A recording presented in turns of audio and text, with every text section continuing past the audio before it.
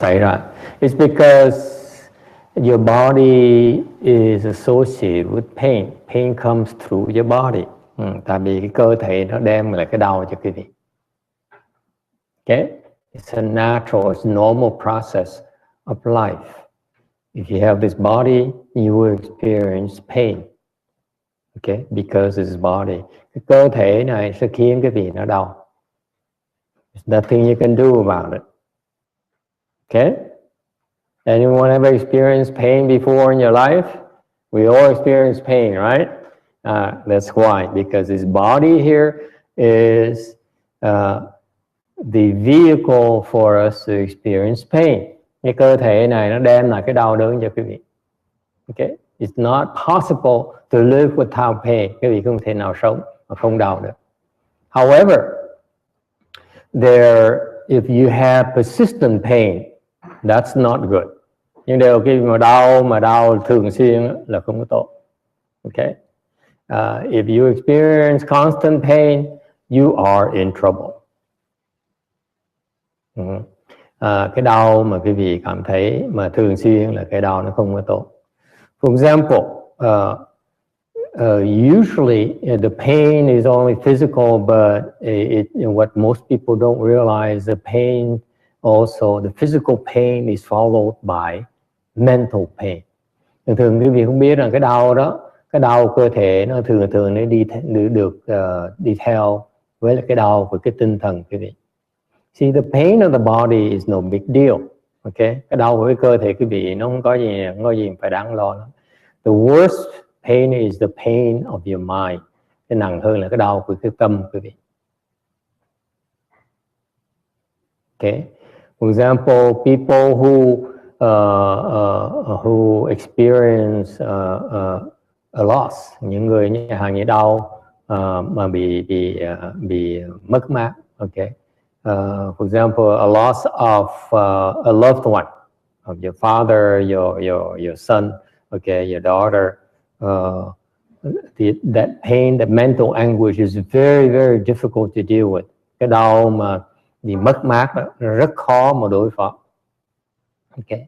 The physical pain, the doctors and the professionals can help do the healing and the Reiki and the energy and so on to help you. But it's a mental anguish that is very, very difficult to deal with. Cái đau với cơ thể nó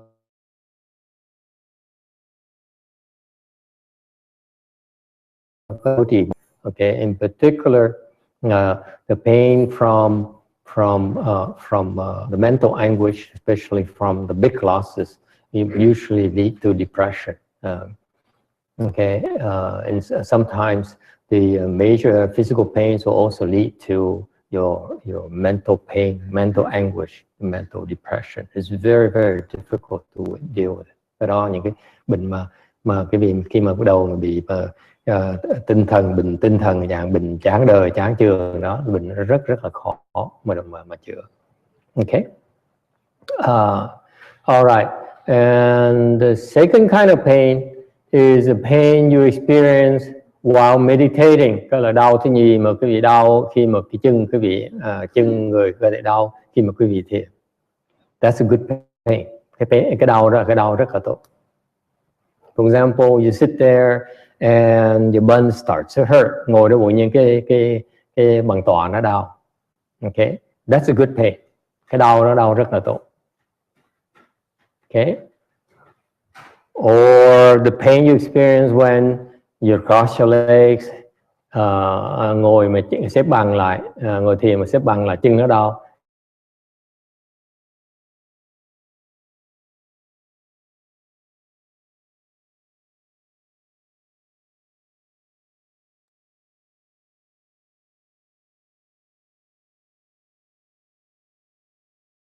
It's a form of self-torture. No? Yeah? Because it's a test. Cái đó là một cái thử thách. If you quit, then you will never understand. Nếu cái vị bỏ cuộc á, thì cái vị sẽ không. You move your butt or you unbuckle your legs, okay? then you never understand. Quý vị sẽ không bao giờ vượt nó qua nó. You never be able to conquer it. If you don't do anything, you sit there and you endure, you will be able to conquer it. Cái đau đó mà quý vị đang ngồi thiền mà chân nó đau, cái bàn tọa nó đau, cái lưng nó đau, cái đau đó rất là tốt. Tại sao quý vị ngồi đó mà nhận nó, quý vị sẽ vượt qua được. More importantly, what you don't realize that, remember the first kind of pain? Nhớ cái đau đầu tiên, the first kind of pain where you experience constant pain, cái đau mà nó đau thường xuyên đó, it means you are in big trouble, you are dying quicker than you're supposed to. Cái đau mà quý vị mà thường xuyên mà nó không có bớt, đó là nó một cái triệu chứng cho quý vị đang chết sớm hơn là quý vị đáng lý chết. You're in big trouble, let me tell you. Okay, you better do something about it. If you have constant pain, you're in big trouble. Go get some help. Go get it fixed. Okay. You know, keep on finding ways until you're able to fix it, because you're in trouble, because it's accelerating your death and causing a lot of problems. The doctors may be only telling you about one problem you're aware of. Actually, there's a lot more than that. Okay. Quý vị đau thường xuyên như vậy là quý vị phải cẩn thận. Tại đau như vậy là khiến quý vị đang chết sớm. Okay. Cái bệnh nó không tới một mình đâu, nó có đủ thứ bệnh hết. Okay. Whereas when you meditate and you sit there and you're willing to endure the leg pain, your legs look funny and they're up like this, and then you're embarrassed, and that's a mental pain. Okay. And then you tell them, why am I doing this? More mental anguish. Okay. But it's a test. You're willing to do that. Okay. You're willing to endure the embarrassment of standing up and walking funny. Cái gì nhận cái đau đó mà đứng dậy mà đi cà nhắc. Okay. Okay. You are passing the test. And more importantly, you are healing yourself. Cái khác biệt là quý vị ngồi đó mà nhận đau như vậy là quý vị đang tự chữa bệnh. Okay. Any questions about that? This is what's interesting about meditation. When you meditate, let me stress, you meditate and you experience some pain while meditation, while meditating. It's very good for you because you're healing yourself. Nhắc lại, quý vị thiền mà chân cơ thể nó đau là cái đó rất là tốt, tại quý vị đang tự chữa bệnh đấy. Any problems with that?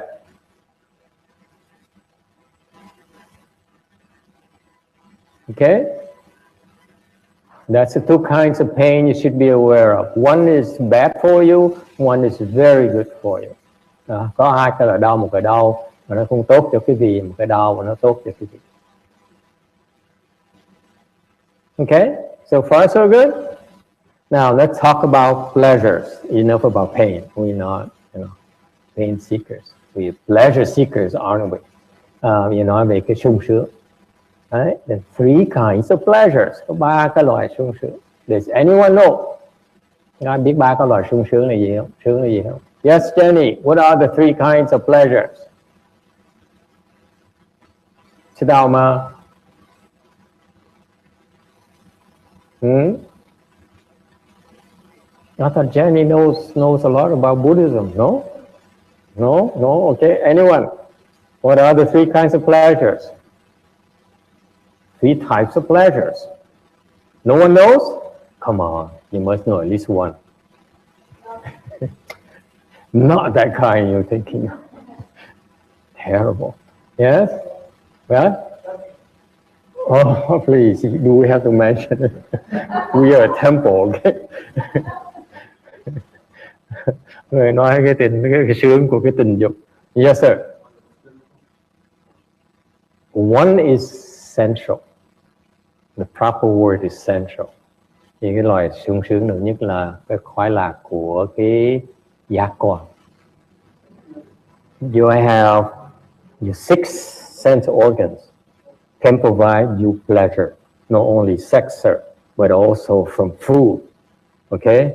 From your nose, from your ears, listening to music, listening to praises, Còn cái lục quan của quý vị á, nó cho quý vị những cái sung sướng, ok, không phải cái chuyện mà tình dục không, mà quý vị hàng như nghe nhạc thì thích, hoặc là nghe ta khen mình thích, right? When people praise you, it feels good, doesn't it?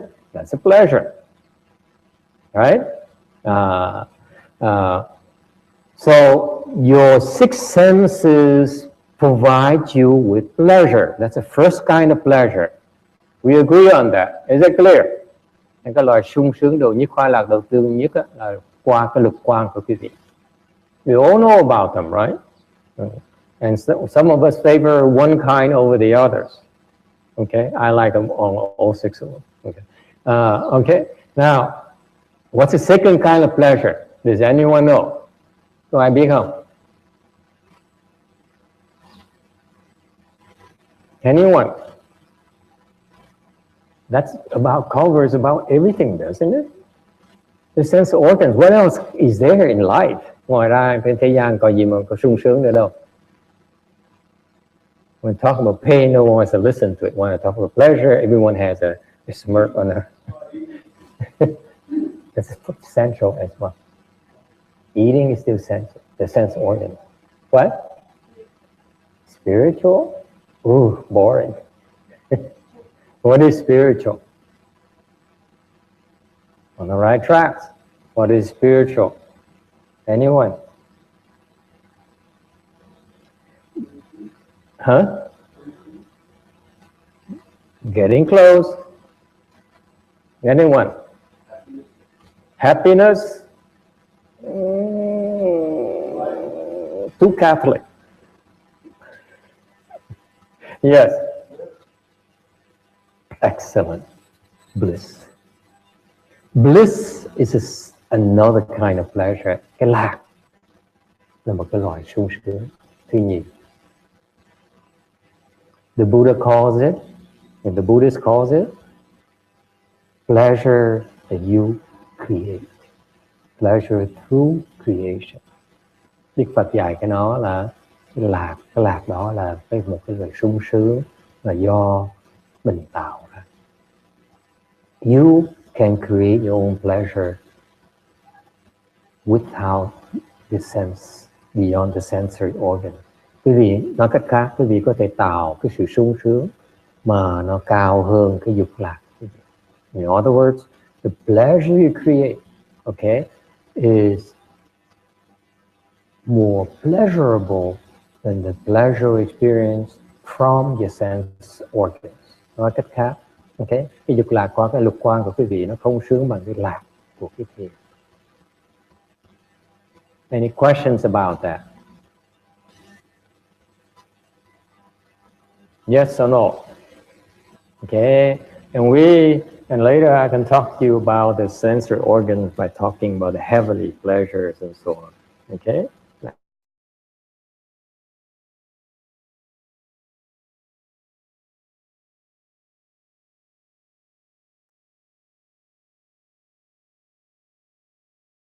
Yes? Of interest? Yes? Would like to know, huh? Okay, very good. We'll talk about it later. So now, the second kind is a kind of pleasure that is created, that we can create. Okay, cái loại lạc thứ nhì, cái loại sung sướng thứ nhì là cái sung sướng mà quý vị tạo ra được. Okay, this kind of pleasure is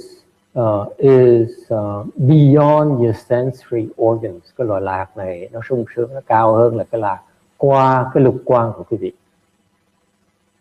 Okay, so far so good.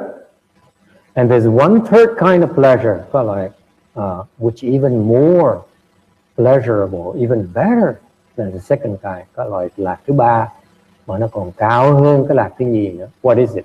Does anyone know?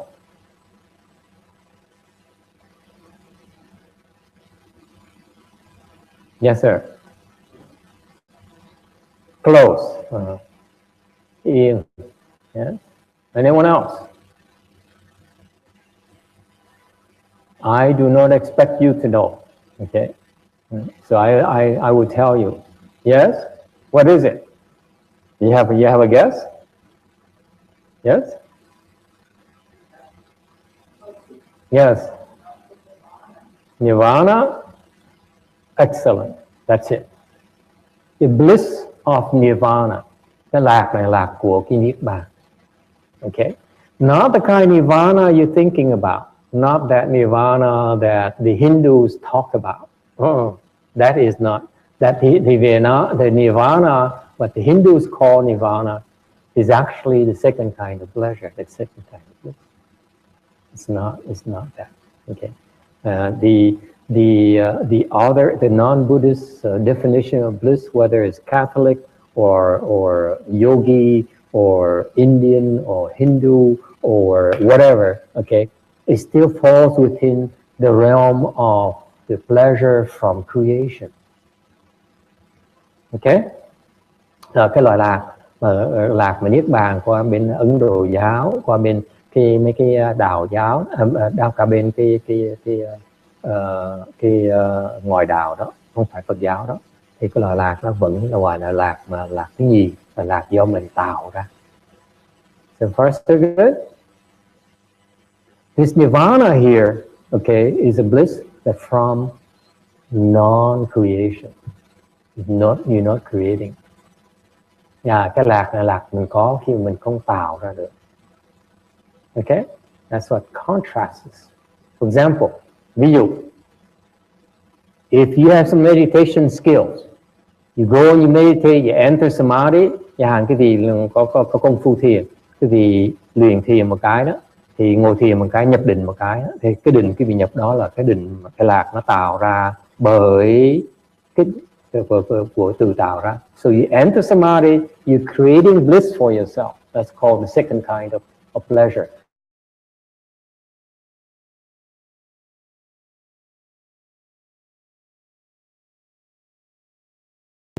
Cái lạc thứ nhì này mình tự tạo ra được. For example, okay, you know that when you're depressed, ví dụ quý vị khi mà chán đời, anyone ever been depressed before? Yes, Jenny has. Yes. At least occasionally, right? The French, I went to French high school, and the French, they believe that they call it avoir le cafard, to feel depressed, meaning you're depressed temporarily. It's kind of cool to avoir le cafard, and they brag about it. Say, oh, today I'm depressed, because it's like such a cool thing to experience, you know. Người Pháp và người hoặc là quý vị những tiếng Pháp biết là văn hóa người Pháp đó, là avoir le cafard là mình chán đời một tí. Người Pháp là coi cái đó là hay ho lắm. Okay. You realize that when you are depressed, actually, and you go see the psychologist, quý vị chán đường tới gặp mấy người bác bệnh chữa bệnh tinh thần đó, thần kinh đó. Okay. They try different things, but the one thing that all of them have to point to you is meditation. Những cái người bác sĩ cho quý vị thuốc, cho đủ này nọ hết. They can go into therapy and they give you these thoughts and whatever. Eventually, they all have to turn to meditation. Họ tất cả được trở về lại cái thiền. Why is that? Tại sao như vậy? Because when you're depressed, they are attacking you through your sensory organs. They make you feel bad. Tại vì lúc mà quý vị chán đời đó là quý vị đang bị tấn công quý vị qua cái lực quan của quý vị, ta khiến quý vị cảm thấy đau đớn, chán đời. They attack you through your mind. Is it clear? Okay. Your sickness, they attack you through your body, through your nervous system. Okay. Through your joints, whatever. Okay. So that pain there is an attack. That's why I said you should be worried, because it's not normal. When you're under attack, you have to do something about it. Okay. So when you are, for example, when you are depressed, they're attacking you through your brain. They said, feel bad, and you believe it. Okay. Và lúc mà cái bệnh chán đời đó là họ tấn công quý vị qua cái óc của quý vị. Họ nói là quý vị đáng lý phải nghĩ là mình đau đớn đau khổ. Ok, thì cái vị tin nó thành cái vị bị đau thần kinh. And when you meditate, what happens? Khi mà quý vị thiền, what happens? You rise above the sense organs and enter samadhi, and you free from pain. That's why you have to meditate. Is it clear? Chị nghe rõ không? Khi mà quý vị thiền đó, thì cái vị nhập định có thể có cái khả năng nhập định, thì cái định đó nó vượt qua cái óc của quý vị, lục quan quý vị, thành cái vị cảm thấy khoái lạc và không còn đau nữa. You see that? That's why meditation is an escape from depression. Thành cái thiền là nó sẽ giúp quý vị thoát được cái đau đớn, cái chán đớn. Is it clear? Similarly, if you are sick and you meditate, you experience pain through your sense organs, aren't you? Nói cách khác, khi cái vị cơ thể quý vị đang đau, đang bệnh hoạn, đau đớn, và quý vị đang bị đau đớn qua cái lục quan của quý vị, và quý vị thiền, you're at this level with your sense organs, okay? The pain is right here. And you meditate, you rise above it, quý vị thiền, quý vị nhập định, you enter samadhi, and what happens? You free from your sense organs, and your pain stops. And actually you experience pleasure. Right, Tom? Cái gì thấy không? Là cái vị lúc mà đau đó, cái cơ thể nó đau, lục giác quan nó bị đau. Khi cái vị ngồi thiền đó, thì cái vị nhập định đó, thì cái vị thoát những cái lục quan cái vị cảm thấy sung sướng, là cái đau nó hết. Anyone ever experienced that? You experienced your legs is having pain, and you keep on sitting there, and say, oh, I can't take it anymore. I can't take it much longer. I can't take it much longer. Boom! All of a sudden, something happened, and there's no more pain. Okay? That is when you enter samadhi, and that's when you feel good. The pain stops, and you feel good. Is it clear? This is why we teach you to meditate. Bởi vì chúng tôi dạy cái vị thiền. Because I don't know about the other classes, but our temple, we teach you, we give you all three kinds of pleasure. Thì ở chùa chúng tôi giúp quý vị đạt 3 cái loại thú. Number one, pleasure from the senses. After this, we go and have lunch. Okay, that's the pleasure of the sense. Thứ nhất, sau khi buổi giảng pháp này, quý vị sẽ dùng trưa. Cái đó là cái lò lạc đầu tiên. Okay, they spend 2 hours, 3 hours cooking for us. Họ tới they start at 8 o'clock. Họ bắt đầu từ 8 giờ sáng. Okay, they come here and they start cooking. Okay, and that's the first kind of pleasure. Okay, good food. Okay, and the second kind of pleasure, cái loại vui thứ nhì, is that you meditate, you enter samadhi. Cái loại lạc thứ nhì là cái vị thiền, và cái vị nhập định là cái vị sự sung sướng. Okay, and number three, it takes a little bit longer. Cái loại lạc thứ ba. The third kind of pleasure is from the absence of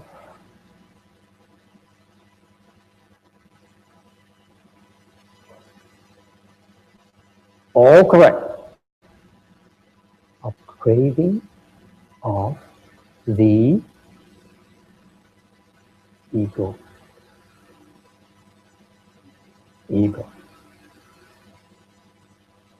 Okay, think about it. Cái loài lạc thứ ba này là nó có từ cái gì không còn bản ngã. That's why it's called nirvana. The Buddhists call it nirvana. Quite different from the non-Buddhist nirvana. Okay, the Hindu nirvana is not the same as Buddhist nirvana. Totally different. Because Hindu nirvana, it still says an ego there, experience the pleasure. Okay, like your second kind of pleasure, you still have a person experiencing pleasure. Okay, the highest form of pleasure, okay, is the pleasure of the lack of the self, the sense of the self. Cái lời lạc thứ ba là cái lạc cao nhất, là tại vì nó cái lời lạc mà cái gì nó có từ không còn bản ngã.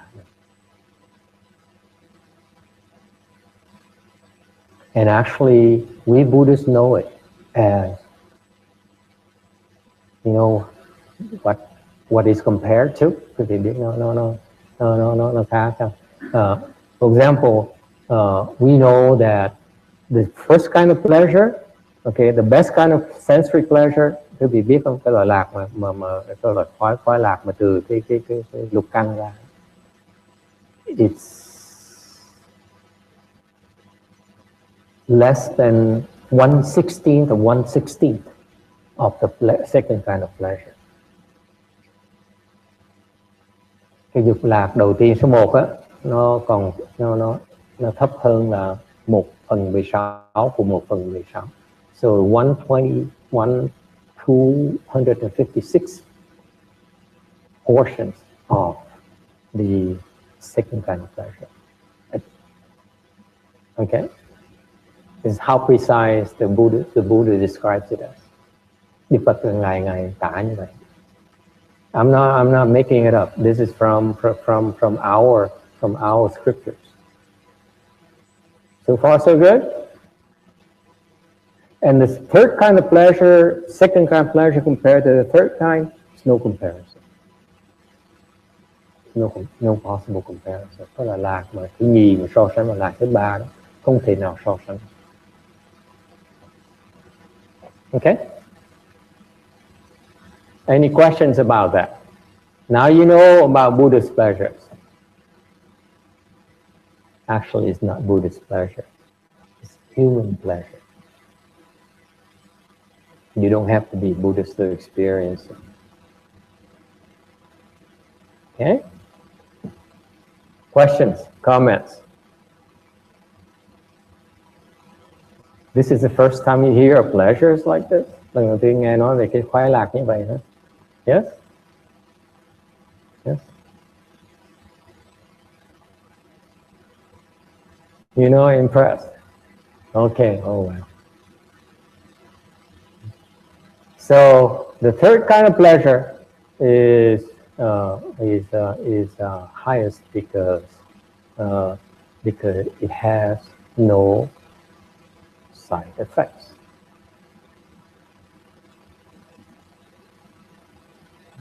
Cái loại lạc thứ ba nó không có một cái cặn bã. Okay, it's a lot more. I care to describe to you is way beyond you. That's why it makes no sense to talk about it until you're close to it, and then then I will teach you about it. How our Chan meditation is we lay the foundation for you. Maybe it looks like a pretty simple class right now, but we're actually laying a foundation and providing you with the knowledge to get to all the way to pleasure number 3. Cái lớp này mặc dù nó trông rất là giản dị, rất là khiêm tốn, như Thiện Tra đang dạy cho quý vị, giúp quý vị thiết lập cái căn bản để mà đạt được cái loại lạc thứ 3. Okay.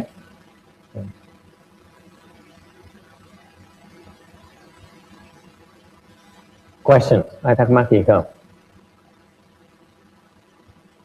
Okay. So let's continue with to give you a more better perspectives on why the different kinds of pleasures. Để giảng thêm cái gì về cái lạc để quý vị biết. Okay.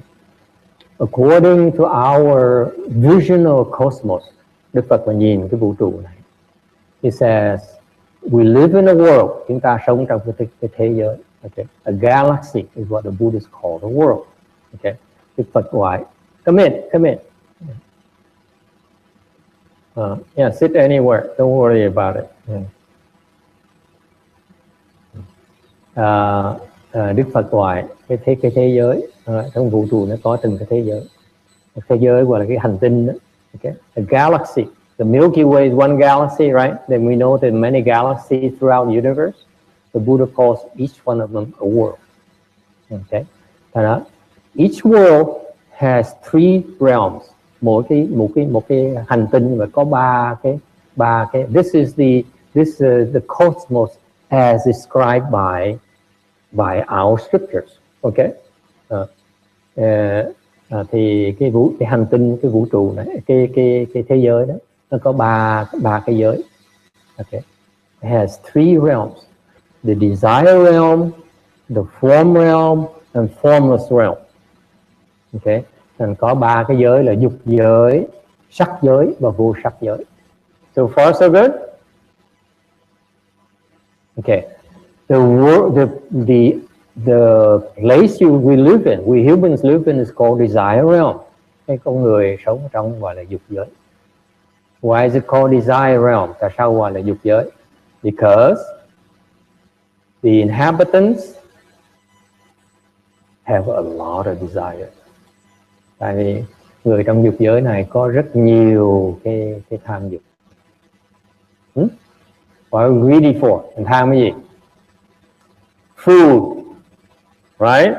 We greedy for food. Mình tham ăn, right? We greedy for what? Sleep. Excellent. Anyone greedy for sleep?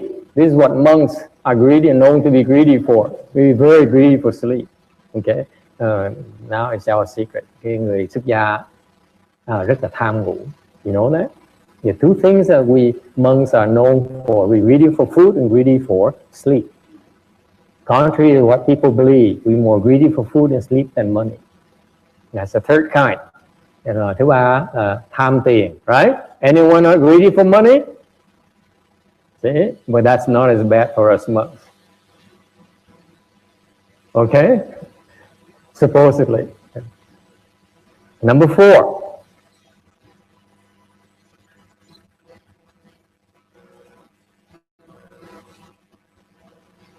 What? Fame. Nổi tiếng. Anyone greedy for fame? Yes. I see you don't have that problem. Okay. Number 5. Thank you. Yeah, Tom. They asked Tom. Tom said it. The first thing he said, sex. That's true. Aren't we all greedy for, you know, that thing? Right? Let's face it. What else is there? Please. I don't know what that means. Okay. So you see, the world we live in is called desire realm because we have a lot of desires. Actually, there are countless types of desires. Cái dục giới là vô lượng vô biên các loại tham dục, right? We like cars, we like houses, we like, jewelry, we like fragrance, right? All kinds of things. It's just like desires abound what we live. Okay, we go from one desire to the next throughout the day, right? Cái ngày mình chạy theo cái tham dục của mình. All day we chase after our desires. Correct? Yes? I'm the only one, right? Okay, very good. Only 2 or 3 of us. Okay, very good. The rest of you are saints. Okay? So that's why it's called desire realm. So far so good? You can refute all you want, but it's called desire realm. Okay? Desire realm is where we live. And this desire realm has heavens. Have you heard of heavens? Yes? Okay? There are 6 heavens in the desire realm. Có 6 cái loại cõi trời trong dục giới này. You know some of them.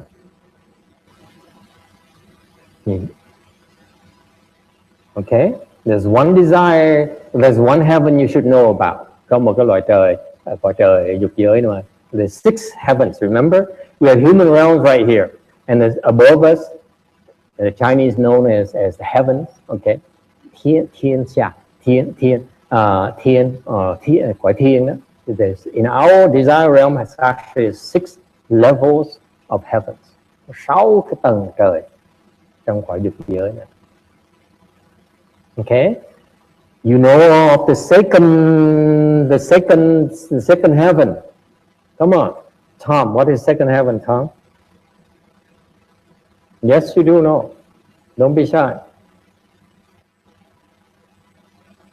It's a heaven of the Christian God. Heard of him before? The Pope's boss? Saint Francis? Huh? So the second desired heaven is the heaven where the Christian God lives. You didn't know that? Oh, you poor things.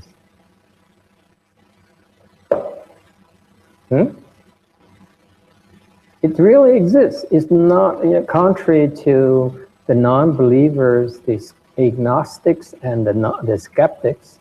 Actually, the Christian God does exist according to our vision of cosmos, our scriptures. It's a heaven above us. That's why he's so influential. That's why he has so many followers, because he's a very, very, very good God. Okay, you cannot refute or deny the fact that so many people who believe in, who are Christians. Okay, because not all of them are wrong. Okay, there's something about it, and it's not superstition. Actually, according to our view of the cosmos, the second heaven in the desire realm is where the Christian God resides. So far, so good. Okay, he writes that that's why he comes here often and shows off. He says, hey, I'm God. Believe me, I show you a miracle. Okay, and what happens, okay, and I'll tell you one more heaven, okay, the top, heaven number 6 in the desire realm, okay? What is that called? Anyone knows about that 6th desire heaven? It's heaven where the heavenly demons dwell.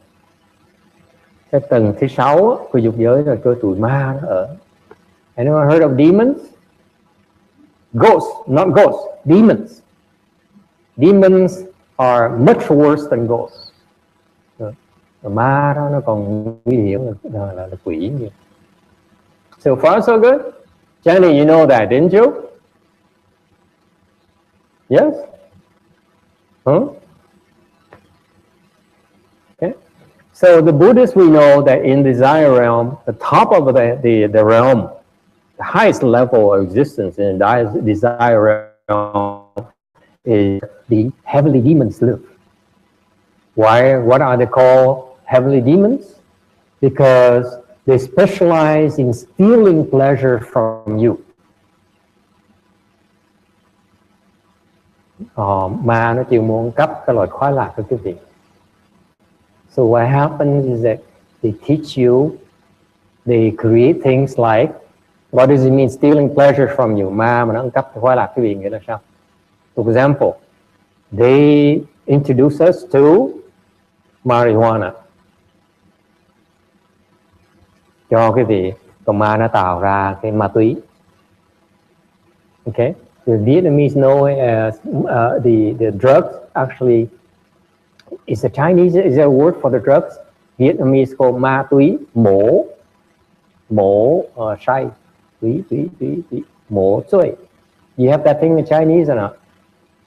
You don't? Okay, the Vietnamese are much more attuned. Okay. Ma túy là tại vì con ma nó làm mình say.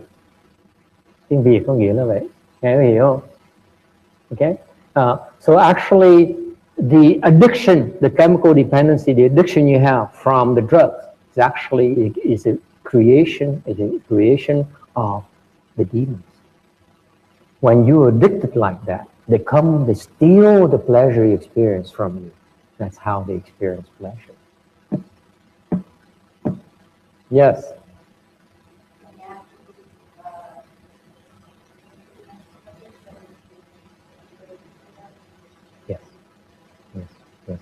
But you have to realize they are interested in the more intense sensory pleasures. That's what turns them on. Not just a small kind like, this is not enough. They want something much more intense, much more powerful. That's what they go for, right? They're way up there. That's what turns them on. So far, so good? cái là ma này á, nó tạo ma túy để cái gì say mê nó, là nó tới nó cấp cái say mê cái gì. Khi cái vị sung sướng tới, nó không cấp cái sung sướng cái này của cái gì. Why is that? That's the only way they experience pleasure. That's the only way they can experience pleasure. That's why they have to come and steal it from you.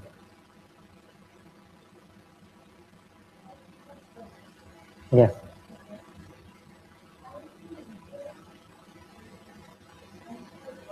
Yes. Yes. Cocaine. Opium. Yes. Right.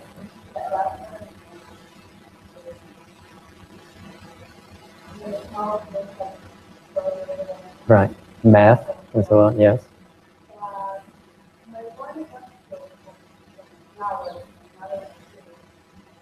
Right. Yeah. What is your question? Yeah.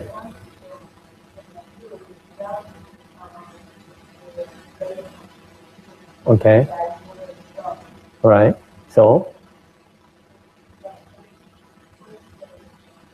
oh, it's bad? Oh, it's very good. I agree. It's very good. But it does damage your body.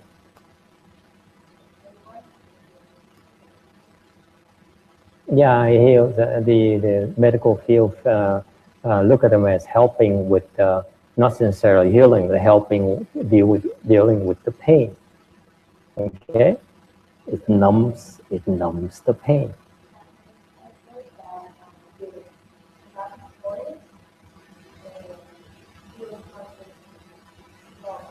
Yes, yes, and it has some nice some good uses, but also has some bad consequences as well. Just like just like just like alcohol. You like the French, you drink one glass of wine a day. It's pretty good for you. Look at how healthy you are, right? If you drink a lot of it, it's not good for you. So you cannot say wine is totally bad for you. It's the excess of alcohol is bad for you. Okay, but the excess of food, okay, is not as bad as excess of marijuana or the poppies and the chemicals, right? So that's the meaning of that. But regardless how I look at it, what the humans do not realize is that a lot of the worst addiction we have actually we are being under the control of the heavenly demon. They create those addictions in us in order to come and steal it from us. Okay, that's how they experience happiness of the senses. Okay. Yes.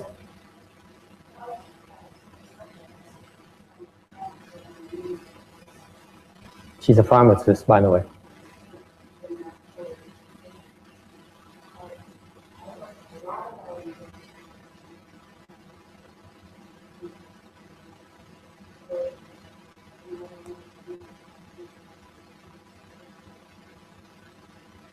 In small doses, I feel is good for me.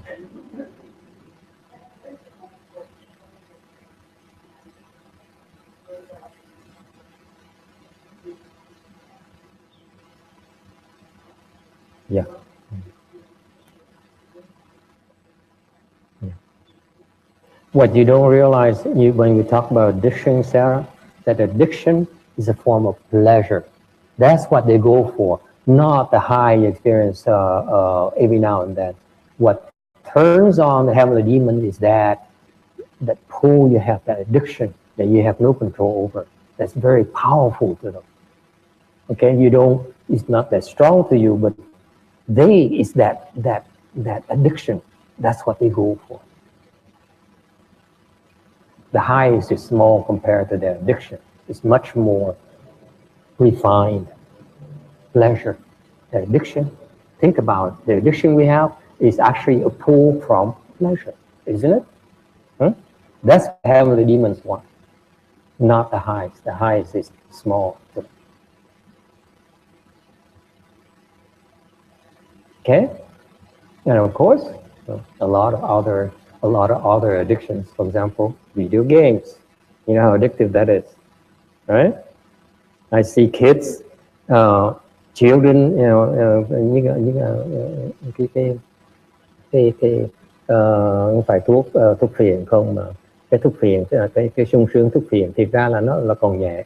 Cái ghiền á mà tụi ma nó mới thích, nó thích nhất là cái ghiền của mình, chứ không phải cái say của mình nó còn nhỏ. Okay. Và nó thích cái loại ghiền, cái loại thích mà nó vi tế, nó rất là sung sướng. Okay. Hoặc là chơi video game. See how addictive it is? Children, they're hooked on that. The addiction where they don't care to eat, they don't care to drink, they don't care for anything. Not only children, adults too, right? I think, what is that series, famous series? Kevin Spacey? Netflix, anyone? Oh, you guys are so boring. I cannot stand it. Huh? Yeah, thank you so much. See that guy, that BP that comes back, what does he do? He want to kill. That addiction. It's addiction that you notice that? Yeah. That addiction to video games. Okay? That's what they go for. That's what turns them on. That's what they like. Yes? Yeah. And you name it, the addictions we experience are put us under the control of the heavenly demons, and they come and they enjoy, they steal it from us. The pleasure we experience, they come and steal it from us. Yes. Yeah, power. Yes. It's even more addictive, isn't it?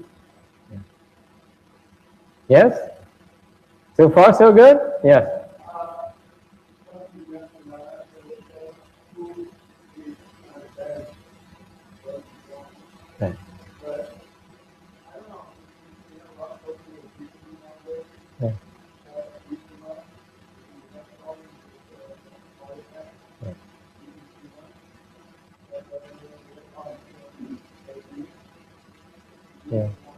Yeah. Right. Right. Yeah. Yes. Yeah. It's a form of addiction too, but to me, a lot of it comes from stress and depression. People don't realize that people are addicted to food. Okay, quite a few of them are due to stress and or depression. You feel bad, so you have to eat. Notice that? Whenever you feel bad, you feel like eating, don't you? Drinking, eating. That's it. Okay? So anyway, so what happens in the desire realm, the higher heaven you rise, the longer you live. Mà trong cái dục giới, cái tầng trời càng lên cao thì cuộc sống càng dài. So for example, according to our scriptures, okay, I'm quoting the scriptures. It's not coming from me. I don't create these things. I don't invent these things. Okay, it's well documented in our scriptures. If you believe it, okay. This book here, you can in our library, page 106. Okay, this is a compilation from our Buddhist scriptures, by the way. So it describes the heavens. Sách này nó mô tả những cái cõi trời. The library is called the Buddhist Brief Introduction, prepared by my late master's association. Okay, and I confirmed it because it's actually, this is from our scriptures. My master didn't teach about this, but it's actually his disciple compounded from the Buddhist sutras. Okay. I verified. Okay. So, for example, the heaven of the Christian God, how long do you think he lives? Sẽ hàng như cuộc sống cái cõi trời mà thượng đế đế thích mà của người công chúa, công giáo, công chúa. Yeah. How long do you think they live? Human years? Anyone? Long time. What's our average lifespan here? Less than 100 years, right? Ở đây khoảng những trăm năm, ở dưới những trăm năm đấy. The Christian God lives about 36 million years.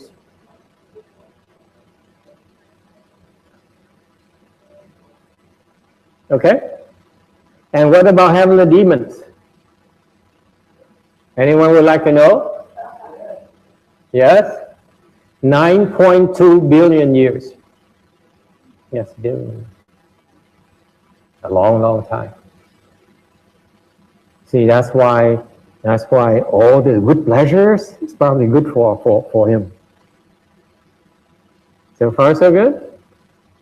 Okay. And let me tell you, in the desire realm, it's called you are scattered. Phật giáo gọi trong dục giới là quý vị tán loạn. Because you cannot concentrate, quý vị không thể nào chú tâm.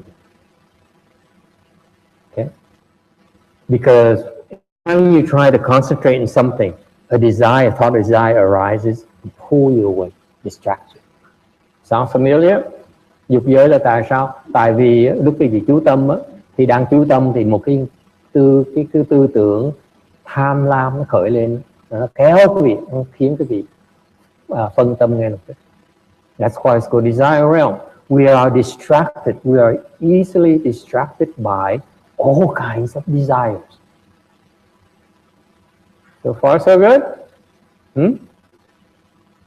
All right. So that's the end for today's lecture. It's 11 o'clock. I can continue you like, or I can go have lunch. What is your desire?